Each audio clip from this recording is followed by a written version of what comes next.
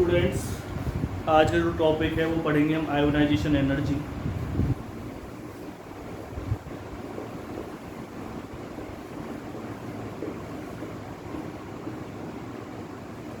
जो ionisation energy है ये आपको आयोनाइजेशन पोटेंशियल की फॉर्म में भी लिखी मिल सकती है कहीं। तो ये दोनों पॉइंट आपको याद रखना है कि आप आयोनाइजेशन एनर्जी या आयोनाइजेशन पोटेंशियल अगर कोई भी आपको दे रखा है तो वो एक ही चीज़ के लिए बात कर रहे हैं, या आपको ये भी लिखा मिल सकता है आयोनाइजेशन एनर्जी। अब ये होती क्या है पहले वो मैं आपको समझाता हूँ और फिर डेफिनेशन बताऊंगा। एक्चुअली जब हम आयोनाइजेशन एनर्जी की बात करते हैं, होता क्या है कि अगर हम एक कोई भी आइसोलेटेड एटम, ये आइसोलेटेड का मतलब क्या होता है, जिस एटम का दूसरे किसी एटम के साथ इंटरेक्शन नहीं होता उसे हम क्या कहते हैं, आइसोलेटेड एटम कहते हैं। जब आप आइसोलेटेड एटम लेते हैं तो आइसोलेटेड एटम की अगर हम बात करते हैं, उसके न्यूक्लियस के सराउंडिंग में बहुत सारे इलेक्ट्रॉन क्या कर रहे हैं, रिवॉल्व कर रहे हैं। मान के चलिए आपने हाइड्रोजन एटम ले लिया और हाइड्रोजन एटम के अंदर एक ही शेल होती है, उसके अंदर एक इलेक्ट्रॉन क्या करता रहता है, रिवॉल्व करता रहता है। तो इलेक्ट्रॉन क्या कर रहा है, रिवॉल्व कर रहा है, और आप चाहते हैं कि इलेक्ट्रॉन इसके अंदर से निकल जाए। आप इस इलेक्ट्रॉन को इस एटम के अंदर से निकालना चाहते हैं। जब आप इस इलेक्ट्रॉन को इस एटम के अंदर से निकालेंगे तो हमें कुछ एनर्जी से देनी पड़ेगी, और उसी एनर्जी को क्या कहते हैं हम, आयोनाइजेशन एनर्जी कहते हैं। तो मेरा मतलब जो आपको समझ में आ गया होगा, मैंने कहा क्या है कि अगर कोई भी आइसोलेटेड एटम है जिसका किसी और एटम के साथ इंटरेक्शन नहीं है, उसमें से अगर आप इलेक्ट्रॉन को निकालना चाहते हैं तो जो एक अमाउंट ऑफ एनर्जी आपको देनी पड़ेगी उसे आप आयोनाइजेशन एनर्जी कहेंगे। क्या डेफिनेशन आएगी इसकी? It is the amount of energy, amount of energy which is required to remove the electron.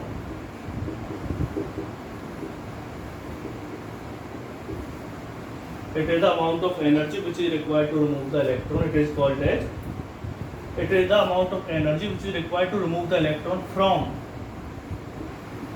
an isolated atom. किसी भी आइसोलेटेड एटम के अंदर से जो इलेक्ट्रॉन निकालने के लिए फ्रॉम द वैलेंस सेल, और लिख लेना, from the valence shell of an isolated atom. तो किसी भी आइसोलेटेड एटम की वैलेंस शेल में से जो इलेक्ट्रॉन निकालने के लिए हमें एनर्जी चाहिए होती है उसे क्या कहते हैं, हम आयोनाइजेशन एनर्जी कहते हैं। तो ये मैंने आपको डेफिनेशन लिखवा दिया आयोनाइजेशन एनर्जी। जब हम आयोनाइजेशन एनर्जी की बात करते हैं तो यहाँ पर हमें कुछ पॉइंट भी अपने माइंड में रखने पड़ेंगे। क्या क्या पॉइंट आपको अपने माइंड में रखने पड़ेंगे? आइसोलेटेड आपको पता चलेगा वैलेंस शेल क्या होती है। तो वैलेंस शेल में आपको समझाने की कोशिश करता हूँ। जैसे कि आपको दे रखा है सोडियम, तो 281 जिसमें लास्ट जो शेल होती है जनरली किसी भी एटम की, उसे क्या कहते हैं, उसकी वैलेंस शेल कहते हैं। और जो उसके अंदर इलेक्ट्रॉन प्रेजेंट होते हैं उसे क्या कहते हैं, वैलेंस इलेक्ट्रॉन्स कहते हैं। Valence shell of an isolated atom. तो जो एनर्जी हमें चाहिए होती है इलेक्ट्रॉन को निकालने के लिए वैलेंस शेल के अंदर से, यानी जैसे सोडियम के अंदर से आपको एक इलेक्ट्रॉन निकालना है, तो उस एनर्जी को क्या कहेंगे आप, आयोनाइजेशन एनर्जी कहेंगे। ठीक है।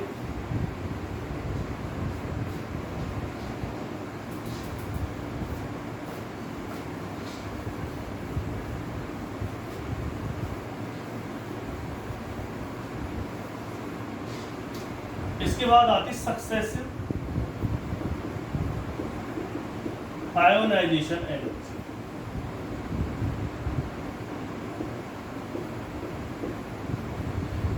तो सक्सेसिव आयोनाइजेशन एनर्जी का मतलब क्या होती है कि अगर आप, जैसे कि कभी कभी क्या होता है,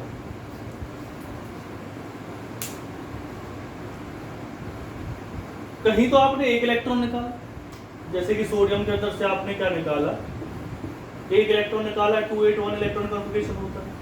तो उस आयोनाइजेशन एनर्जी को क्या कहेंगे हम, फर्स्ट आयोनाइजेशन एनर्जी कहेंगे। अगर आप इसमें से सेकंड इलेक्ट्रॉन निकालना चाहते हैं तो उस आयनाइजेशन एनर्जी को क्या कहेंगे हम, इसकी सेकंड आयोनाइजेशन एनर्जी कहेंगे।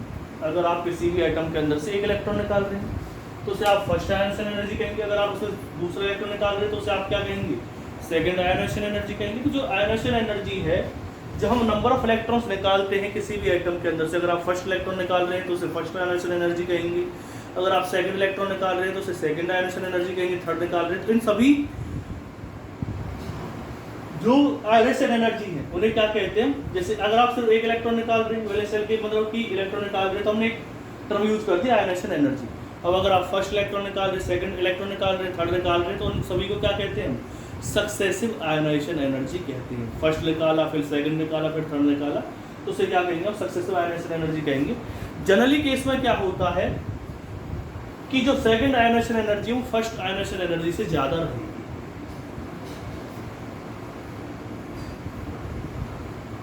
जनरल केस में क्या देखा गया है कि जो फर्स्ट आयोनाइजेशन एनर्जी है वो तो कम होती है और सेकंड आयोनाइजेशन एनर्जी हमेशा क्या होती है, ज़्यादा होती है ज़्यादातर केस में। लेकिन मैं इसे ये नहीं कह सकता कि 100% ये ट्रू होता। बहुत से केस ऐसे भी होते हैं जिसमें सेकंड आयोनाइजेशन एनर्जी फर्स्ट से क्या हो जाती है, ज़्यादा हो जाती है। तो वो केस में मैं आपको बताऊंगा कि ऐसा क्यों होता है।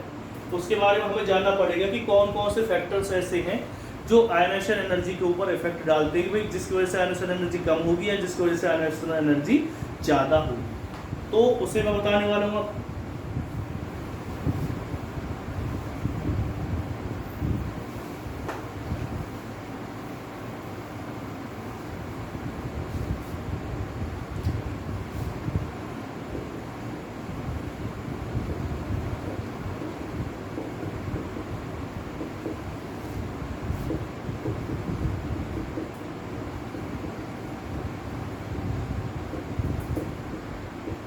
Factors affecting the ionisation energy. तो इसके बारे में बात कर रहे थे कि कौन कौन से ऐसे फैक्टर हैं जो आयोनाइजेशन एनर्जी के ऊपर क्या डालते हैं, इफेक्ट डालते हैं।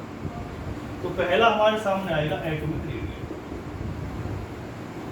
एटॉमिक रेडियस के बारे में आपको कल ही बता चुका हूँ, पहले हमने एटॉमिक रेडियस पढ़ा था। एटॉमिक रेडियस का मतलब क्या होता है, साइज। तो इसी के बारे में हम थोड़ा डिस्कस कर लेते हैं। एक आपको ये एटम दे रखा है, एक एटम आपको दे रखा है, दो एटम आपको दे रखे हैं, एक का साइज लार्ज है, एक का साइज क्या है, स्मॉल है, और हम इन दोनों में देखना है कि किसकी आयोनाइजेशन एनर्जी क्या है, ज़्यादा है। तो एक चीज़ मैं आपको बताने वाला हूँ, जैसे कि इस वाले केस की अगर मैं बात करता हूँ, दो तरह के फोर्स काम करते हैं एटम के अंदर। मतलब टू टाइप ऑफ फोर्स होते हैं जनरली, अगर हम एटम की बात करें, जो हमने इस यूनिट के अंदर पढ़े हैं। कौन कौन से, एक पढ़ा था हमने न्यूक्लियर चार्ज, और थोड़ा सा एक बात करी थी हमने सील्डिंग फैक्टर। ये भी एक फैक्टर है जिसकी वजह से आयोनाइजेशन एनर्जी क्या होती है।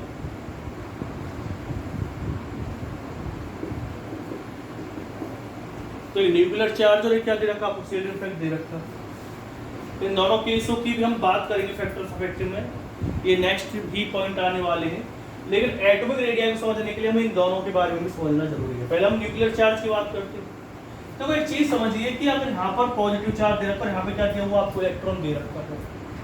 तो ये पॉजिटिव चार्ज इस इलेक्ट्रॉन को क्या करेगा, अट्रैक्ट करेगा अपनी तरफ। आप कहेंगे सर बिल्कुल पॉजिटिव चार्ज क्या करेगा, इलेक्ट्रॉन को अपनी तरफ अट्रैक्ट करेगा, और ये पॉजिटिव चार्ज इस इलेक्ट्रॉन को क्या करेगा, अट्रैक्ट करेगा अपनी तरफ।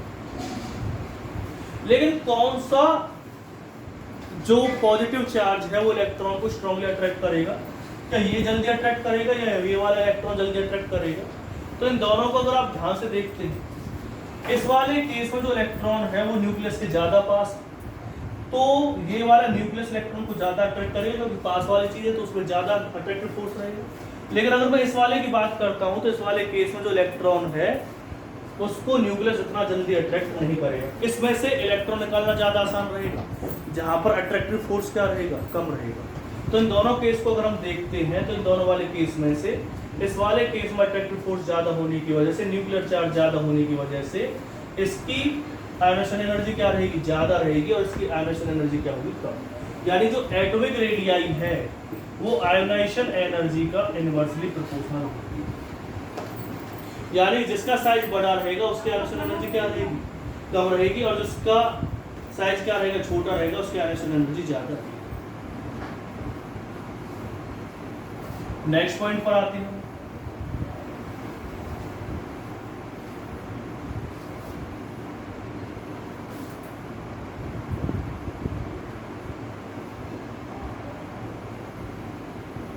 नेक्स्ट पॉइंट था इसके अंदर न्यूक्लियर चार्ज। न्यूक्लियर चार्ज के बारे में तो आपको अभी डिस्कस कर ही चुका भाई। जो न्यूक्लियस के अंदर प्रोटॉन्स प्रेजेंट हैं उनके ऊपर पॉजिटिव चार्ज होता है, इलेक्ट्रॉन पे कैसे चार्ज होता है, नेगेटिव चार्ज होता है। अब पॉजिटिव का काम क्या होता है, नेगेटिव चार्ज को अट्रैक्ट करना।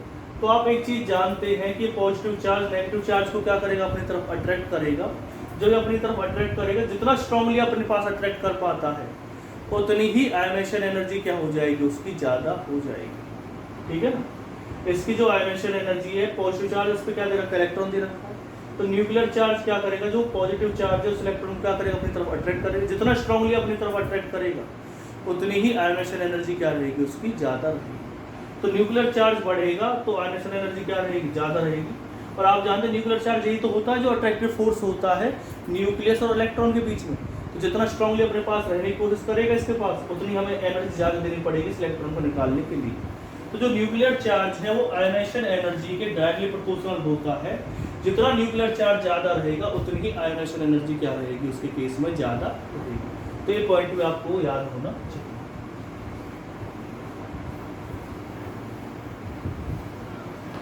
तीसरे पॉइंट पर आते हैं हम, शील्डिंग इफेक्ट।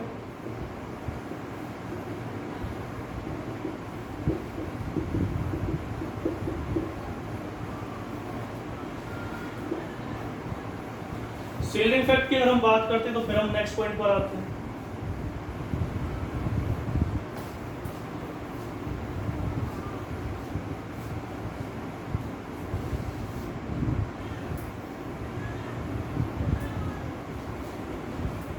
मैंने शील्डिंग इफेक्ट के बारे में एक चीज आपको बताई थी। जैसे इलेक्ट्रॉन आपस में क्या कर रहे हैं, रिपल्शन कर रहे हैं। तो ये इलेक्ट्रॉन जितने ज्यादा आपस में रिपल्शन करेंगे उसी को क्या कहते हैं, इस रिपल्सिव फोर्स को क्या कहते हैं, हम शील्डिंग इफेक्ट की तरह काम करते हैं। एक तरह का रिपल्सिव फोर्स होता है डिफरेंट सेल्स के इलेक्ट्रॉन के बीच में। तो जितना ज्यादा शील्डिंग इफेक्ट होगा उतने ज्यादा ही वैलेंस शेल के इलेक्ट्रॉन न्यूक्लियस से ज्यादा दूर चले जाएंगे। जितना ज्यादा शील्डिंग इफेक्ट होगा उतने ही इलेक्ट्रॉन आपस में रिपल्शन करेंगे, उतने ही वैलेंस शेल के इलेक्ट्रॉन न्यूक्लियस से ज्यादा दूर चले जाएंगे। और जितने न्यूक्लियस के इन्फ्लुएंस से ज्यादा दूर होते हैं उतनी ही उनके ऊपर अट्रैक्टिव फोर्स का जो इफेक्ट है वो क्या रहेगा, कम रहेगा। उतना ही जो इलेक्ट्रॉन है वो क्या हो जाएगा, उतना ही जो आपको इलेक्ट्रॉन दे रखा है उसे निकालने में आसानी होगी। आसानी होगी तो आयनेशन एनर्जी कितनी देनी पड़ेगी, उसे कम देनी पड़ेगी। यानी कि अगर शील्डिंग इफेक्ट बढ़ता है तो जो आयनेशन एनर्जी है वो क्या हो जाएगी, कम हो जाएगी। तो मैंने 3 फैक्टर आपको बताए। अभी तो 3 फैक्टर में क्या क्या बताया कि एटॉमिक रेडियस बढ़ेगी तो आयनेशन एनर्जी डिक्रीज होगी, न्यूक्लियर चार्ज बढ़ेगा तो आयनेशन एनर्जी इंक्रीज होगी। शील्डिंग इफेक्ट अगर आप बढ़ाते हैं तो आयनेशन एनर्जी क्या हो जाएगी, जितना शील्डिंग इफेक्ट आप बढ़ाएंगे उतनी ही आयनेशन एनर्जी क्या हो जाएगी, डिक्रीज हो जाएगी।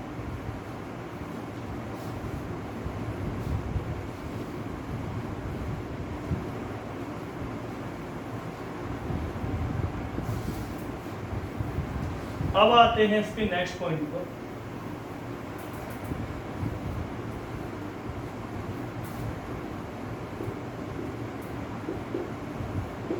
Penetrating effect.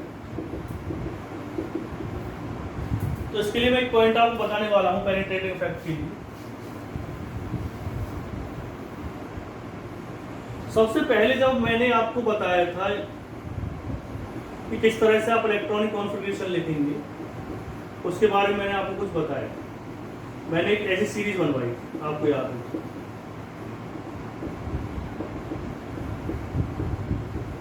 ठीक है, तो ज्यादा तो कुछ लिखना नहीं है इसमें। एक चीज आपको देखनी है कि एस जो सब सेल है वो कहां से स्टार्ट हो गई है, वो आपने स्टार्ट कर दी है फर्स्ट सेल से। वन का मतलब क्या होता है कि फर्स्ट सेल। आपने देखा कि जो पी सब सेल वो कहां से स्टार्ट हुई है, सेकंड से। डी सब सेल कहां से स्टार्ट हुई है, 3 से। और एस सब सेल कहां से स्टार्ट हुई है, 4th सब सेल से। अब एक चीज आप देखिएगा, अगर आपने इस तरह की सब सेल्स मतलब सेल्स बनाई, ये सेल्स ही तो होती हैं जिसमें इलेक्ट्रॉन क्या करते रहते हैं, रिवॉल्व करते रहते हैं। तो एस जो सब सेल है, एस सब सेल फर्स्ट सेल से स्टार्ट हो जाती है। पी यहां से स्टार्ट होगी, डी यहां से होगी, एफ यहां से। तो एक चीज आप समझने की कोशिश करना कि जो इलेक्ट्रॉन्स आपको दे रखे हैं, जो इलेक्ट्रॉन्स आपको दे रखे हैं, अगर कोई इलेक्ट्रॉन एस सब सेल वैलेंस सेल का जो इलेक्ट्रॉन है अगर वो एस सब सेल के अंदर है तो वो न्यूक्लियस से ज़्यादा पास होगा। अगर न्यूक्लियस के पास ज़्यादा हो, जैसे मैं एक एग्जांपल लेने की आपको समझाने की कोशिश करता हूँ। जैसे आपने एग्जांपल लिया ये बोरॉन और बेरिलियम। बोरॉन का इलेक्ट्रॉन कॉन्फ़िगरेशन क्या होता है 1s2 2s2 2p1।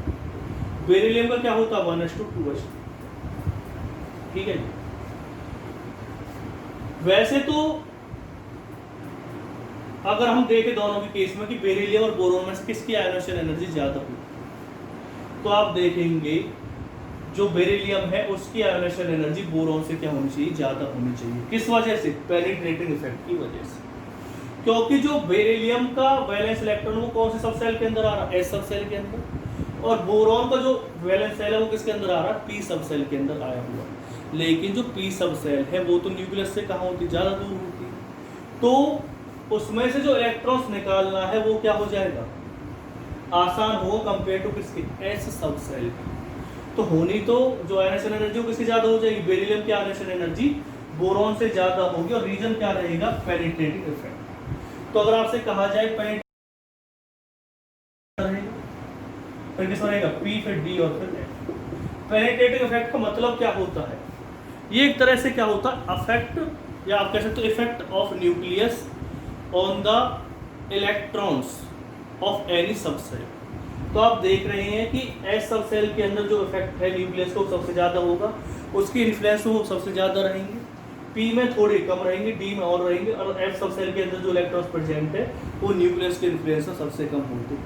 तो एस सब सेल में से जो इलेक्ट्रॉन निकालना है वो क्या होता है, आसान होता है, आसान नहीं होता, क्योंकि वो न्यूक्लियस से ज़्यादा पास होते, न्यूक्लियस के पास ज़्यादा होगी तो उसमें से इलेक्ट्रॉन निकालना क्या होता है, डिफिकल्ट होता है। और इसी का एक एग्जांपल है कि बेरिलियम की आयनाइजेशन एनर्जी बोरॉन से क्या हो जाती है, ज़्यादा। क्या बताएंगे आप, पेनिट्रेटिंग इफेक्ट बताएंगे sir. Penetrating effect directly proportional किसके होता है, आयनाइजेशन एनर्जी। तो पेनिट्रेटिंग इफेक्ट का मतलब क्या होता है, it is the effect of nucleus on the electrons of different subcells. तो पेनिट्रेटिंग इफेक्ट सबसे ज्यादा किसमें होगा, एस में, फिर पी में, फिर डी में, फिर एफ में। और जिसमें ज्यादा पेनिट्रेटिंग इफेक्ट होगा उसकी आयनाइजेशन एनर्जी क्या होगी, उतनी ही ज्यादा होगी। तो आपको पता चल गया, एग्जांपल भी मैंने आपको बता दिया। जैसे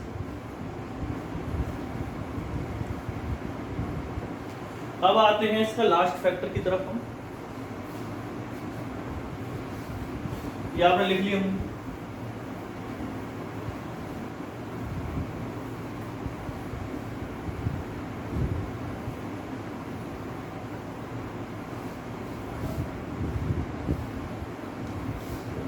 अब है हाफ फील्ड और फुल फील्ड इलेक्ट्रॉनिक कॉन्फ़िगरेशन।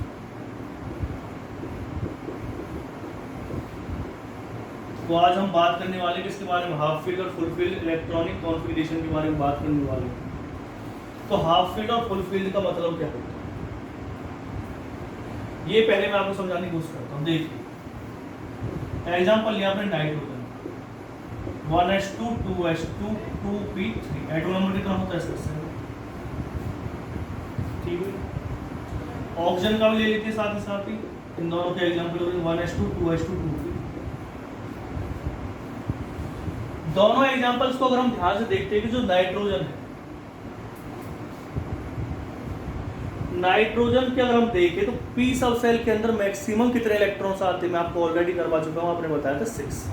मैंने आपको बताया था एक्चुअली वो क्या बताया था 6 आते। अब 6 का हाफ क्या होता है 3। तो इसका मतलब क्या हो गया कि जो नाइट्रोजन आपको दे रखा है उसका इलेक्ट्रॉनिक कॉन्फ़िगरेशन क्या होता है, हाफ फील्ड होता है, क्योंकि उसकी वैलेंस सेल में कितने इलेक्ट्रॉन आ सकते हैं, सब सेल के अंदर, सेल के अंदर नहीं, सब सेल के अंदर मैक्सिमम कितने इलेक्ट्रॉन्स आ सकते हैं, 6 आ सकते हैं। लेकिन उसमें से कितने इलेक्ट्रॉन्स आ चुके हैं, 3 इलेक्ट्रॉन्स आ चुके हैं। लेकिन अगर मैं बात करता हूं किसकी, ऑक्सीजन की अगर मैं बात करता हूं, तो ऑक्सीजन के केस में क्या हो जाता है कि जो वैलेंस शेल के अंदर इलेक्ट्रॉन्स आते हैं वो कितने आते हैं, 4 आ रहे हैं। तो ये ना तो हाफ फील्ड है ना ही क्या है, हाफ फील्ड तो है ही। तो ये हाफ फील्ड है, हाफ फील्ड्स की वजह से क्या हो जाता है, एक्स्ट्रा स्टेबिलिटी, एक्स्ट्रा स्टेबिलिटी रहेगी। जो हाफ फील्ड इलेक्ट्रॉन कॉन्फ़िगरेशन होता है उसमें स्टेबिलिटी क्या होती है, एक्स्ट्रा स्टेबिलिटी होती है। उसकी वजह से आयनाइजेशन एनर्जी क्या हो जाएगी, आयोनाइजेशन एनर्जी क्या हो जाएगी, इंक्रीज। और जब आयोनाइजेशन एनर्जी क्या होगी, इंक्रीज होगी, तो उसकी वजह से आयोनाइजेशन एनर्जी क्या होगी, इंक्रीज होगी। आयोनाइजेशन एनर्जी इंक्रीज होगी तो ऑक्सीजन की आयोनाइजेशन एनर्जी फ्लोरीन से क्या, सॉरी नाइट्रोजन से क्या होती, कम होती है। नाइट्रोजन की आयोनाइजेशन एनर्जी ऑक्सीजन से क्या होती, ज्यादा होती, क्योंकि ऑक्सीजन ना तो क्या है हाफ फील्ड और ना ही क्या है फुल फील्ड है। नाइट्रोजन क्या होता, हाफ फील्ड होता, तो उसकी आयोनाइजेशन एनर्जी क्या होती, ज्यादा होती। अब एक चीज और भी है, जो नोबल गैसेस होती है, आपने देखा होगा कि नोबल गैसेस रिएक्ट नहीं करती, तो कौन रिएक्ट करती है, एक चीज भी आज आपको क्लियर हो जाएगी। जैसे कि आपने एग्जांपल लिया नियॉन, एटॉम नंबर कितना होगा 10, 1s2 2s2 2p6। p सब सेल के अंदर कितने इलेक्ट्रॉन्स आते हैं मैक्सिमम, आप कहेंगे सब 6 आते हैं, तो 6 ही क्या दे रखे हैं, इसमें इलेक्ट्रॉन है नियॉन के अंदर, तो ये कैसा हो गया, फुल फील्ड हो गया, यानी कि सभी जो सब सेल्स हैं इसकी वो क्या हो गई, फील्ड हो गई। ये कैसा हो जाएगा, एक्स्ट्रा स्टेबल हो जाएगा। एक्स्ट्रा स्टेबल हो जाएगा तो आयोनाइजेशन एनर्जी क्या रहेगी इसकी, जो आयोनाइजेशन एनर्जी है वो क्या हो जाएगी, हाई हो जाएगी। और जब आयोनाइजेशन एनर्जी क्या रहेगी, हाई रहेगी, क्यों, क्योंकि इसमें एक्स्ट्रा स्टेबिलिटी आ रही है, एक्स्ट्रा स्टेबल, तो इसकी आयोनाइजेशन एनर्जी क्या हो जाएगी, हाई। तो ये पॉइंट क्या आपको समझ में आ जाएगा कि भाई इसकी आयोनाइजेशन एनर्जी हाई क्यों होती है। नोबल गैसेस इसलिए रिएक्ट नहीं करती क्योंकि उनकी आयोनाइजेशन एनर्जी हाई होने की वजह से उसमें से इलेक्ट्रॉन निकालना इजी नहीं होता।